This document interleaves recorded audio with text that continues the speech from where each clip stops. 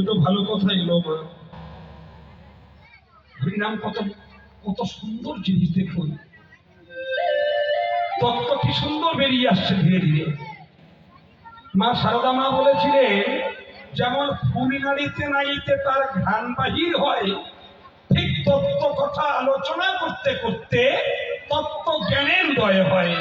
যিনি যুগবতার গৌর সুন্দর, যিনি এই অজ্ঞান অর্থহারা মায়াবদ্ধ পাপাচারী কলিজীবের হরিনাম বলানোর জন্য যিনি এসেছেন, তিনি আজ হরিনাম বলছেন না, বসে বসে ঝরঝর ঝরঝর করে কাঁদছেন।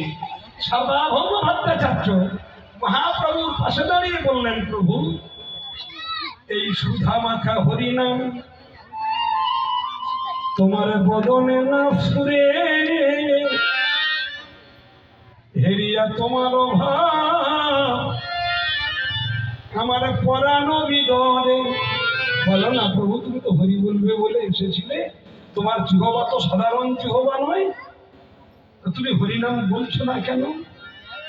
বলে কেন আমি কাঁদবো? কেন কাঁদবো না? আমার যে জগতে আমার যে সন্তানরা গেছিল সংকীর্তনায়